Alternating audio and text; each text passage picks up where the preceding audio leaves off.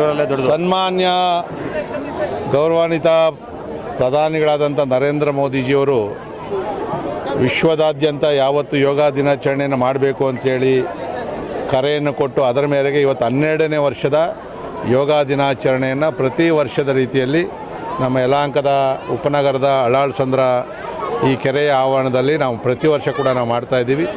ಈ ವರ್ಷ ಕೂಡ ನಮ್ಮ ನಿರೀಕ್ಷೆಗೆ ಮೀರಿ ಸುಮಾರು 5,000ಕ್ಕೂ ಹೆಚ್ಚು ನನ್ನ ಯಲಹಂಕ ಕ್ಷೇತ್ರದ ಯೋಗಪಟುಗಳು ಇವತ್ತು ಈ ಕಾರ್ಯಕ್ರಮದಲ್ಲಿ ಭಾಗವಹಿಸಿರ್ತಕ್ಕಂಥದ್ದು. ಯಾಕಂದರೆ ವಿಶ್ವಕ್ಕೆ ಕೊಟ್ಟಂಥ ಒಂದು ದೊಡ್ಡ ಕೊಡುಗೆ ಭಾರತದಿಂದ ಇದು ಯೋಗ. ಮೊದಲು ನಮ್ಮ ದೇಶದಲ್ಲಿ ಪ್ರಚಲಿತವಾಗಿದ್ದಂಥ ಯೋಗ ಕಾಲಕ್ರಮೇಣ ಅದು ನಿಧಾನವಾಗಿ ಎಲ್ಲೋ ಕಡಿಮೆ ಆದಂಥ ಸಂದರ್ಭದಲ್ಲಿ ನರೇಂದ್ರ ಮೋದಿಜಿಯವರು ತಗೊಂಡಂಥ ತೀರ್ಮಾನ ಇವತ್ತು ವಿಶ್ವದ ಎಲ್ಲ ರಾಷ್ಟ್ರಗಳು ಕೂಡ ಇಸ್ಲಾಂ ರಾಷ್ಟ್ರಗಳು ಸೇರಿ ಇವತ್ತು ಯೋಗವನ್ನು ಆಚರಿಸ್ತಾ ಇದ್ದಾರೆ. ಯೋಗ ಕೇವಲ ಅದೊಂದು ವಿದ್ಯೆ ಅಲ್ಲ, ಇದು ಮಾನಸಿಕವಾಗಿ ಮನಸ್ಸನ್ನು ಅತ್ಯಂತ ಶಾಂತವಾಗಿರ್ತಕ್ಕಂಥ, ದೇಹವನ್ನು ಸುಸ್ಥಿತಿಯಲ್ಲಿರ್ತಕ್ಕಂಥ, ಯಾವುದೇ ವೆಚ್ಚವಿಲ್ಲದೆ ಆರೋಗ್ಯವನ್ನು ಕಾಪಾಡಿ ಶತಾಯುಷಿಗಳಾಗ್ತಕ್ಕಂಥ ಒಂದು ಪ್ರಕ್ರಿಯೆ ಇದು. ಸೊ ಇದು ಇವತ್ತು ವಿಶ್ವದ ಜನ ಮಾನ್ಯತೆಯನ್ನು ಮಾಡ್ತಾ ಇದ್ದಾರೆ. ಮತ್ತು ಭಾರತ ವಿಶ್ವಗುರುವಾಗಿ ಈ ಒಂದು ಯೋಗ ಮುಖಾಂತರ ಪ್ರಪಂಚದ ಗಮನವನ್ನು ಸೆಳೀತಾ ಇದೆ. ನನ್ನ ಯಲಹಂಕ ಕ್ಷೇತ್ರದ ಜನತೆ ಕೂಡ ಸಂಪೂರ್ಣವಾದ ಸಹಕಾರವನ್ನು ಕೊಟ್ಟಿದ್ದಾರೆ. ಮತ್ತು ಇಲ್ಲಿ ನನ್ನ ಯಲಹಂಕದಲ್ಲಿರ್ತಕ್ಕಂಥ ಎಲ್ಲ ಯೋಗ ಕೇಂದ್ರದ ಮುಖ್ಯಸ್ಥರು ಅವರವರ ಯಾರು ಶಿಷ್ಯರಿರ್ತಾರೆ ಅವನ್ನೆಲ್ಲ ಕರ್ಕೊಂಡ್ಬಂದು ಅತ್ಯುತ್ತಮವಾದಂಥ ಕಾರ್ಯಕ್ರಮವನ್ನು ವ್ಯವಸ್ಥಿತವಾಗಿ ಮಾಡಿದ್ದಾರೆ. ಅವ್ರಿಗೂ ಕೂಡ ನಾನು ಶಾಸಕನಾಗಿ ಧನ್ಯವಾದಗಳನ್ನು ಹೇಳ್ತೀನಿ. ದೇವರು ಕೊಟ್ಟಂಥ 24 ಗಂಟೆಯಲ್ಲಿ ಒಂದು ಅರ್ಧ ಗಂಟೆ ಆದರೂ ನಾವು ಯೋಗ ಮಾಡೋದಕ್ಕೆ ವಿನಿಯೋಗಿಸಬೇಕು. ಯಾಕಂದರೆ ನಮ್ಮ ದೇಹವನ್ನು ಸುಸ್ಥಿತಿಯಲ್ಲಿರ್ತಕ್ಕಂಥ ಕೆಲಸವನ್ನು ಮಾಡಬೇಕು. ಅನೇಕ ಸಂದರ್ಭ ನಾವು ನೋಡ್ತೀವಿ, ಯಾವುದೂ ಕೂಡ ಯೋಗವನ್ನು ಮಾಡೋದಿಲ್ಲ, ಆರೋಗ್ಯ ತಪಾಸಣೆಯನ್ನು ಮಾಡೋದಿಲ್ಲ. ಅವರ ಕಾಲವಾದಾಗ ಅವ್ರ ಇಡೀ ಕುಟುಂಬಕ್ಕೆ ನೋವಾಗ್ತದೆ, ರಾಜ್ಯಕ್ಕೂ ರಾಷ್ಟ್ರಕ್ಕೂ ಕೂಡ ನಷ್ಟ ಆಗ್ತದೆ ಪ್ರತಿಭಾವಂತರು ತೀರುವಾದಾಗ. ಅದಕ್ಕೋಸ್ಕರ ಯೋಗ ನಿಮ್ಮ ಜೀವನದ ಒಂದು ಭಾಗವಾಗಿ ಅಳವಡಿಸ್ಕೊಳ್ಬೇಕು ಅಂತಕ್ಕಂಥ ವಿನಂತಿಯನ್ನು ಮಾಡ್ತಾಯಿದ್ದೀನಿ. ಅಲ್ಲ, ಈಗ ಅದನ್ನೇ ನಾನು ಸ್ಪಷ್ಟವಾಗಿ ಹೇಳಿದ್ದೀನಿ. ನನ್ನ ಕ್ಷೇತ್ರದ ಜನತೆಯ ಮೇಲೆ ನನಗೆ ಅತ್ಯಂತ ಅಪಾರವಾದಂಥ ಗೌರವ ಇದೆ. ನಾಡಪ್ರಭು ಕೆಂಪೇಗೌಡರು ಏನು 500 ವರ್ಷಗಳ ಹಿಂದೆ ಸ್ಮಾರ್ಟ್ ಸಿಟಿ ಕಲ್ಪನೆ ಇಟ್ಕೊಂಡು ಬೆಂಗಳೂರನ್ನು ನಿರ್ಮಾಣ ಮಾಡಿದ್ರು. ಅದಕ್ಕೆ ಪೂರಕವಾಗಿ ಯಲಹಂಕದಲ್ಲಿ ಕೂಡ ಅಭಿವೃದ್ಧಿ ಕೆಲಸಗಳನ್ನು ಮಾಡ್ತಾಯಿದ್ದೀವಿ.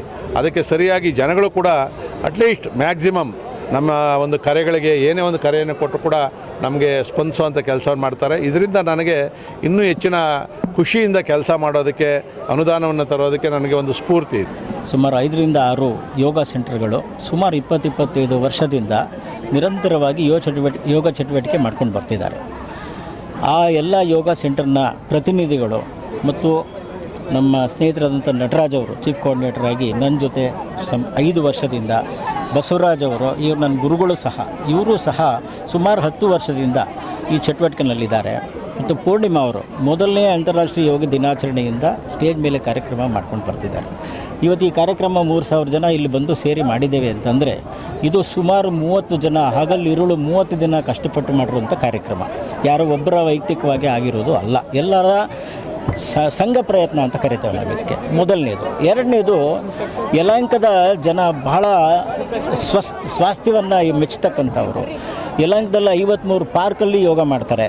ಯಲಹಂಕದಲ್ಲಿ ಇರ್ತಕ್ಕಂಥ ಮನೆಯಲ್ಲಿ ಯೋಗ ಸೆಂಟ್ರಲ್ಲಿ ಹೋಗಿ ಯೋಗಾಭ್ಯಾಸ ಮಾಡ್ತಾರೆ. ನಮಗೆ ಜನ ಸ್ಪಂದಿಸಿದ್ದಾರೆ. ಇವತ್ತಿನ ದಿನ ನಾವು ಎಂದೇ ಕಾರ್ಯಕ್ರಮ ಮಾಡಿದ್ರೂ ಯೋಗ ಕಾರ್ಯಕ್ರಮಕ್ಕೆ ಜನ ಸ್ಪಂದಿಸಿದ್ದಾರೆ. ನಾವು ಮೊದಲನೇದು ಪ್ರಾರಂಭ ಮಾಡಿದಾಗ ಕೇವಲ 400ಕ್ಕಿಂತ ಒಳಗಿನ ಸಂಖ್ಯೆ ಇತ್ತು ಸುರೇಶ್ ಅವರೇ. ಬಟ್ ಈ ಬಾರಿ 3,000 ಜನ ಬಂದಿದ್ದಾರೆ ಅಂದರೆ ತಾವೇ ಊಹೆ ಮಾಡಿ ಎಷ್ಟು ಯೋಗ ಪ್ರಿಯರು ಯಲಹಂಕದಲ್ಲಿ ಇದ್ದಾರೆ, ಅವ್ರಿಗೆ ಎಷ್ಟು ಅನುಕೂಲವನ್ನು ನಮ್ಮ ಶಾಸಕರು ಎಲ್ಲ ಪಾರ್ಕ್ಗಳಲ್ಲಿ ಮಾಡಿಕೊಟ್ಟಿದ್ದಾರೆ ಅಂತ. ಆಮೇಲೆ ಇನ್ನೊಂದು ಮುಖ್ಯವಾದ ವಿಷಯ, ಕೊರೋನಾ ಸಮಯದಲ್ಲಿ ಯಾವುದೇ ಯೋಗ ಸೆಂಟರ್ನಲ್ಲಿ ಪ್ರಾಕ್ಟೀಸ್ ಮಾಡೋರಿಗೆ ಯಾವುದೇ ಸೀರಿಯಸ್ ಆದಂತಹ ಆರೋಗ್ಯಕ್ಕೆ ತೊಂದರೆಗಳು ಆಗಿಲ್ಲ. ಏಕೆಂದರೆ ನಿತ್ಯ ಪ್ರಾಣಾಯಾಮ ಮಾಡೋರಿಗೆ ತುಂಬ ಅನುಕೂಲ ಆಗಿದೆ. ಇಷ್ಟು ಹೇಳ್ತಾ, ತಾವು ಪತ್ರಿಕಾ ಮಾಧ್ಯಮದವರು ಸಹ ಯೋಗ ಮಾಡಿ, ಯಾರು ಯೋಗ ಮಾಡೋಂಗೆ ಕಾಣ್ತಾ ಇಲ್ಲ, ನಿಮ್ಮ ಹತ್ರದ ಸೆಂಟ್ರಲ್ಲಿ ಸೇರ್ಕೊಂಡು ಯೋಗ ಮಾಡಿ, ನೀವು ಚೆನ್ನಾಗಿ. ಧನ್ಯವಾದ.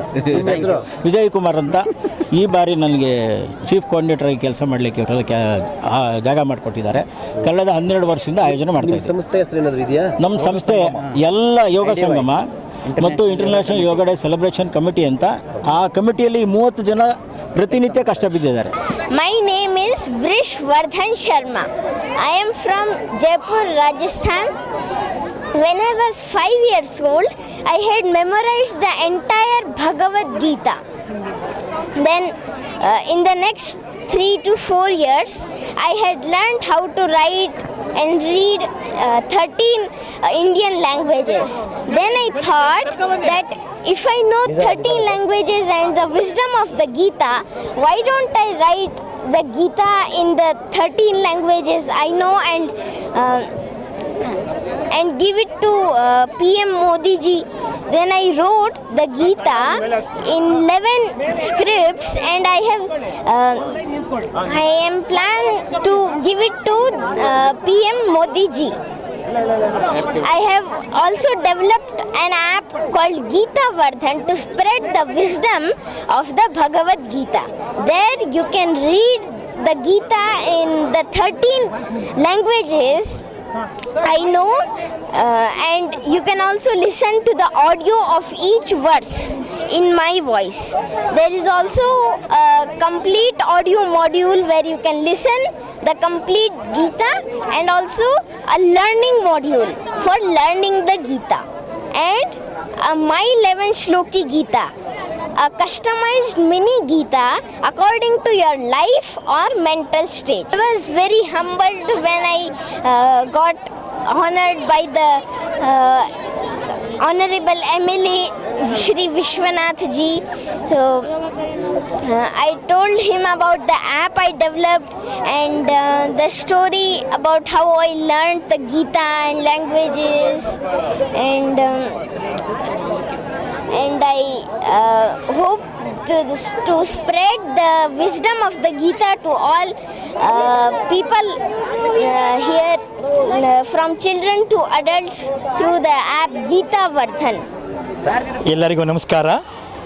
ಸರ್ವ ವೀಕ್ಷಕರಿಗೆ 12ನೇ ವಿಶ್ವ ಯೋಗ ದಿನಾಚರಣೆಯ ಹಾರ್ದಿಕ ಶುಭಾಶಯಗಳು. ಈ ದಿನ ಬಹಳ ಉತ್ಸಾಹದಿಂದ ನಮ್ಮ ಕರ್ನಾಟಕ ರಾಜ್ಯದ ಬೆಂಗಳೂರು ನಗರದ ಯಲಹಂಕ ಭಾಗದಲ್ಲಿ ಎಲ್ಲ ಯೋಗ ಬಂಧುಗಳ ಜೊತೆಗೆ ಸುಮಾರು 3000ದಿಂದ 3500 ಯೋಗ ಬಂಧುಗಳ ಜೊತೆಗೆ ಈ ದಿನ ವಿಶ್ವ ಯೋಗ ದಿನಾಚರಣೆಯನ್ನು ಆಚರಿಸಲಾಯಿತು. ಈ ವಿಶ್ವ ಯೋಗ ದಿನ ಆಚರಣೆ ಬರೀ ಒಂದು ದಿನಕ್ಕೆ ಸೀಮಿತವಾಗಿರಬಾರ್ದು. ನಮ್ಮ ಮೋದಿಯವರ, ಪ್ರಧಾನಮಂತ್ರಿ ಮೋದಿಯವರ ಒಂದು ಕರೆ ಮೇರೆಗೆ ಯೋಗ 365 365 ದಿನ ಸಹ ಪ್ರತಿಯೊಬ್ಬರು ಯೋಗ ಮಾಡಿ ಆರೋಗ್ಯವಾಗಿ, ದೈಹಿಕವಾಗಿ, ಮಾನಸಿಕವಾಗಿ ಆರೋಗ್ಯವಾಗಿರಬೇಕು ಅಂತ ನಾನು ವಿನಂತಿ ಮಾಡ್ತೇನೆ. ಈ ಒಂದು ಯೋಗ ಮಾಡಲಿಕ್ಕೆ ನಮ್ಮ ಮನಸ್ಸಿರಬೇಕೆ ಹೊರತು ಯಾವ ವಯಸ್ಸು, ಜಾತಿ, ವರ್ಗ, ಧರ್ಮ ಭೇದ ಇಲ್ಲ. ಪ್ರತಿಯೊಬ್ಬರು ಯೋಗ ಮಾಡಿ ಆರೋಗ್ಯವಂತರಾಗಿ. ಧನ್ಯವಾದಗಳು. Thank you so much. ನಾನು ಡಾಕ್ಟರ್ ವಿಜಯ್, ನಮ್ಮ ಎಲ್ಲ ಚೌಡೇಶ್ವರಿ ಯೋಗ ಬಂಧುಗಳ ಪರವಾಗಿ, ಅಟ್ಟೂರು ಬಡಾವಣೆ ಇರತಕ್ಕಂಥ ಚೌಡೇಶ್ವರಿ ಯೋಗ ಕೇಂದ್ರದ ಪರವಾಗಿ ಮತ್ತೊಮ್ಮೆ ಧನ್ಯವಾದಗಳು ತಿಳಿಸುತ್ತಾ ಮತ್ತೊಮ್ಮೆ 12ನೇ ವಿಶ್ವ ಯೋಗ ದಿನಾಚರಣೆ ಶುಭಾಶಯಗಳು. Thank you so much.